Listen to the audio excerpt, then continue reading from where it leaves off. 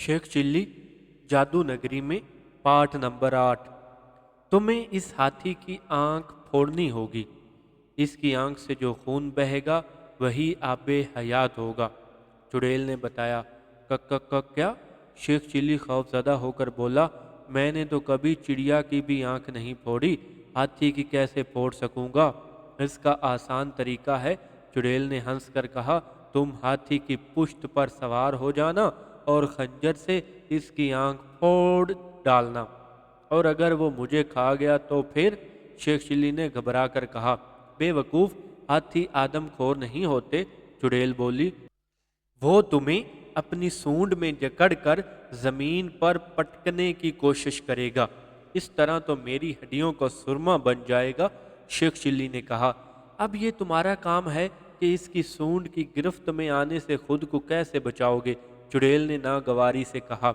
हरारा जादूगरनी ने शेख चिल्ली से कहा, आओ, हाथी से बचने की तरकीब मैं तुम्हें बता दूंगी।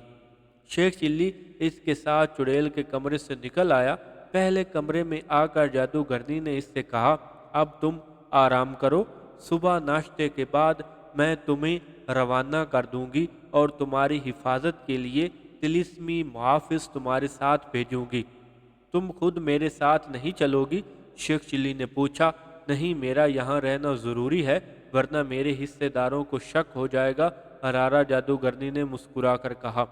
शेख चिल्ली बिस्तर पर लेट कर सो गया। दूसरी सुबह बेदार हुआ तो हरारा जादूगरनी ने इसके लिए बेहतरीन नाश्ता मंगवाया। चलो, नाश्ता कर लो, इसके बाद तुमने वैरान जजीरे पर जाना है, जादूगरनी ने इससे कहा। और शेख चिली नाश्ता करने लगा।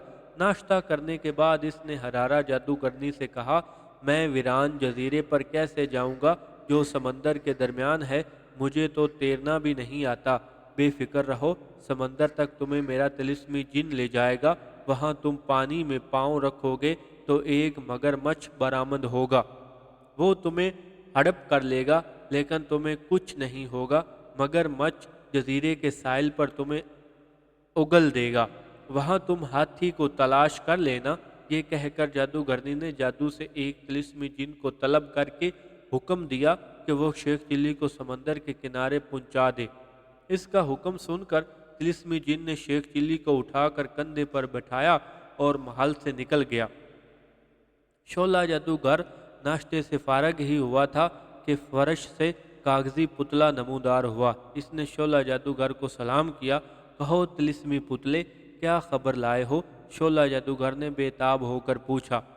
मेरे आका, हरारा जादूगरनी शेख चिल्ली को समंदर के वीरान जजीरे पर भेज रही है।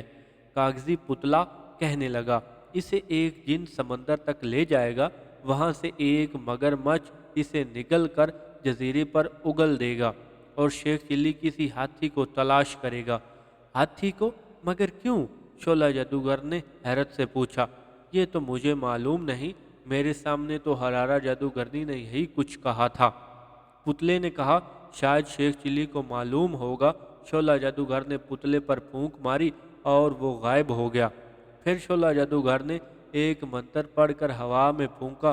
फौरन ही फर्श पर एक मगरमच्छ नमूदार हो गया। क्या हुक्म है मेरे आका? तिलिस्मी मगरमच्छ ने पूछा। तुम समंदर के किनारे जाकर ठहरो। जो ही तिलिस्मी जिन शेख चिल्ली को वहां छोड़कर जाए, शेख चिल्ली को निगल लेना और यहाँ मेरे पास पहुंचा देना। शोला जादूगर ने हुक्म दिया। बहुत बेहतर मेरे आका, मगरमच्छ ने कहा, और कमरे से निकलकर फिजा में उड़ने लगा। वो समंदर के किनारे उतरा और पानी में छुपकर इंतजार करने लगा। भाई जिन, ठहरो, मेरी बात सुनो। शेख चिल्ली जल्दी से बोला। क्या बात है? जिन ने पूछा। मेरे पास कोई हथियार नहीं है, मैं हाथी की आंख किससे फोड़ूंगा? मुझे एक नेज़ा और मटका दो, मटके में हाथी की आंख का खून जमा करूंगा। शेख चिल्ली ने कहा, ये मेरे इख्तियार में नहीं है। तिलिस्मी जिन ने लापरवाही से कहा और गायब हो गया।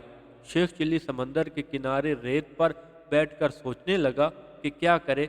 कमबख्त, हरारा जादूगरनी ने इसे कोई हथियार तो दिया नहीं, वो हाथी की आंख कैसे फोड़ेगा? वहां ठंडी हवा चल रही थी। सोचते सोचते इसे नींद आ गई। इसे बेखबर देखकर तिलिस्मी मगरमच्छ पानी से बाहर आया اور شیخ چلی کے قریب پہنچ گیا۔